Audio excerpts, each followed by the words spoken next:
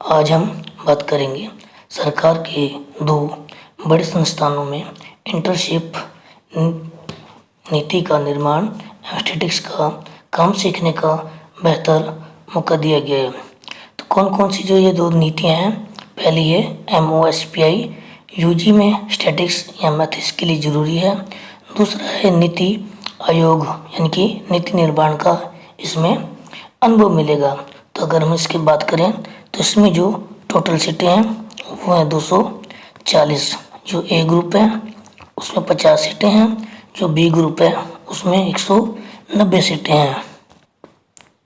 हम यहाँ पर अगर बात करें तो आवेदन से पहले कौन कौन से आपके पास डॉक्यूमेंट होने चाहिए, तो 10वीं 12वीं की मार्कशीट, कॉलेज की सभी सेमेस्टर की मार्कशीट, कॉलेज संस्थानों से हस्ताक्षरित NOC, आधार, पासपोर्ट, और पैन जैसे जो डॉक्यूमेंट हैं वो आपके लिए बहुत ही ज़्यादा इम्पोर्टेंट है। अगर हम इसमें एक बात करें, इसमें अगर हम स्टाइपेंड की बात करें तो हर महीने लगभग 10,000 रुपये का यहाँ पर जो आपका स्टाइपेंड दिया जाएगा। अगर हम बी ग्रुप की बात करें तो इसमें प्रतिदिन 500 रुपये का अलग से स्टाइपेंड जो है दिया जाएगा।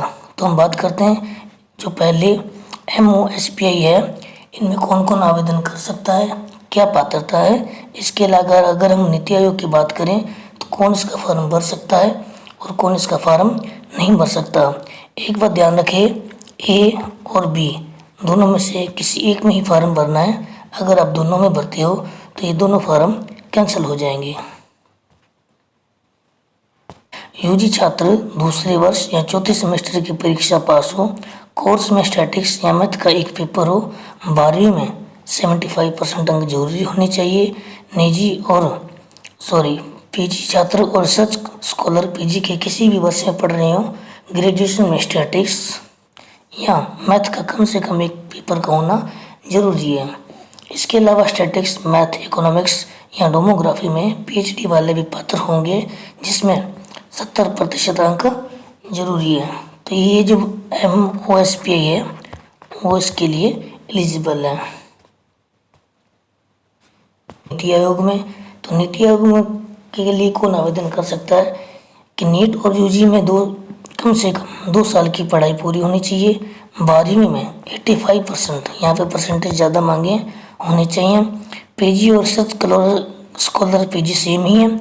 इसके अलावा अगर हम बात करें तो डिग्री यानी ग्रेजुएशन में कम से कम 70% अंक यहाँ पर जरूरी है।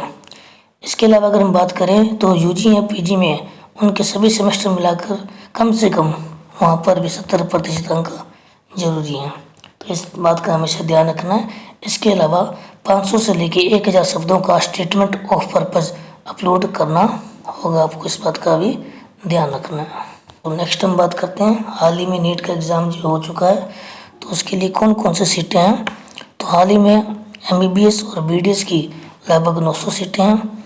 इसके अलावा अगर हम बात करें तो देश भर के मेडिकल कॉलेजों की जो कैटेगरीवार जो सीटें रहेंगी वो इस प्रकार रहेंगी। अगर ऑल इंडिया की बात करें तो ओपन जो है वो 3721, OBC की 2480, EWS 919 और SC की रहेंगी लगभग 1374 और ST की रहेंगी 687।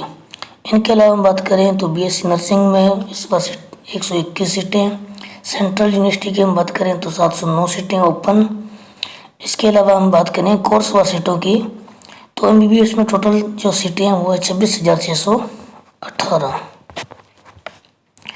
इसके अलावा BDS की हम बात करें तो लगभग 4000 के करीब सीटें हैं। इसके अलावा BSc नर्सिंग की अगर हम बात करें तो 347 सीटें हैं। तो अगर हम टोटल यहाँ पर बात करें तो लगभग 30,000 के करीब यहाँ पे सीट्स जो हैं वो कोर्स वार अवेलेबल है।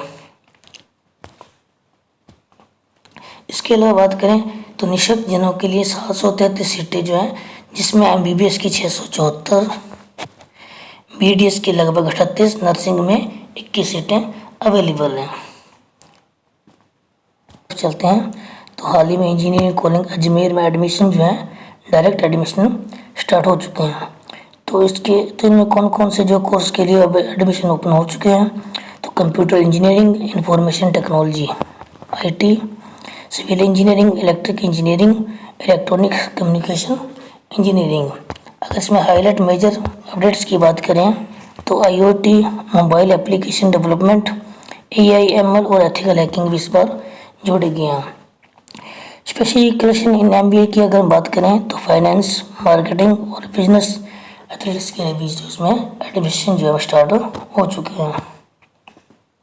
इसके अलावा अगर हम बात करें तो राष्ट्रीय तकनीकी शिक्षण प्रशिक्षण एवं अनुसंधान संस्थान की बात करें तो केंद्रीय वित्त पोषित तकनीकी संस्थान में भी जो प्रवेश जो है वो प्रारंभ हो चुके हैं। तो अगर हम इसमें बात करें तो MTech, BTech, MSc, MBA, BS यानी कि भारतीय ज्ञान परंपरा, MS यानी कि भारतीय ज्ञान परंपरा की एडमिशन जो स्टार्ट हो चुके हैं। तो इसमें जो बेस्ट जो सब्जेक्ट रहने वाले हैं वो 12वां बायो फार्मा क्यूटिकल साइंस। इसके अलावा हम फिजिक्स की बात करें तो सेमीकंडक्टर साइंस एंड टेक्नोलॉजी भी इस बार जो इसमें जो बेस्ट रहेंगे। इसकी जो है अंतिम तिथि की अगर हम बात करें तो 25 अगस्त इस फॉर्म को भरने की लास्ट डेट है। बात करें तो महिला अभियांत्रिकी विश्वविद्यालय अजमेर में भी डायरेक्ट एडमिशन स्टार्ट हो चुके हैं। तो इसमें कौन कौन से कोर्स हैं? BTech, lateral entry, MBA, MCA। Course registration date, fees वगैरह यहाँ पर आपको बता दी गई है। डेट एंड काउंसलिंग जो है 14 तारीख इसकी लास्ट यानी कि 14/8/2026। इसमें जो इस बार अगर हम बात करें यहाँ पर जो स्टेटमेंट दिया गया कि अभ्यर्थियों को सीट आवंटन के लिए व्यक्तिगत रूप से उपयुक्त अनुसार महाविद्यालय में उपस्थित होना अनिवार्य है। सीट आवंटित अभ्यर्थियों को निर्धारित फीस एवं मूल दस्तावेज उसी समय जमा करवाने होंगे। तो आप इस बात का भी ध्यान जरूर रखें। इसके अलावा MTech में भी प्रवेश की प्रक्रिया जो है जारी है। इंडियन ऑयल में अप्रेंटिस के लिए 1961 जो है सीटें जारी की गई हैं। इनकी जो भरने की अंतिम तिथि है वो 6 सितंबर है। तो आप इंडियन ऑयल की ऑफिशियल वेबसाइट पर जाके ये फॉर्म भी आप भर सकते हैं। तो अगर हम इसमें बात करें तो जिनके पास डिग्री है BTech वगैरह या टेक्नीशियन या फिर पेट्रोकेमिकल की जो डिग्री वगैरह है वो इसमें फॉर्म भर सकते हैं। इसके अलावा हम न्यू अपडेट की बात करें तो LT यानी कि नेशनल लॉ यूनिवर्सिटी दिल्ली ने 2027 के लिए आवेदन प्रक्रिया स्टार्ट कर दी गई है। इसके जो उम्मीदवार हैं 7 अगस्त से लेकर 10 नवंबर तक ऑनलाइन आवेदन कर सकते हैं। 13 दिसंबर को इसका ऑफलाइन मोड में एग्ज़ाम होगा। एडमिट कार्ड जो है वो 30 नवंबर को जारी कर दी जाएंगे। UG कानूनी कोर्स करने के लिए 12वीं उसके बराबर की परीक्षा पास करनी जरूरी है, यानी कि आपका 12th क्लियर होना ज़रूरी है और कम से कम यहाँ पर आपके 60+ % होने ज़रूरी है। तो इसका भी आप ध्यान रखें। तो ऐसे ही न्यूज़, एजुकेशनल न्यूज़ और अपडेट के लिए हमारे चैनल को लाइक, शेयर और सब्सक्राइब जरूर करें। Thank you.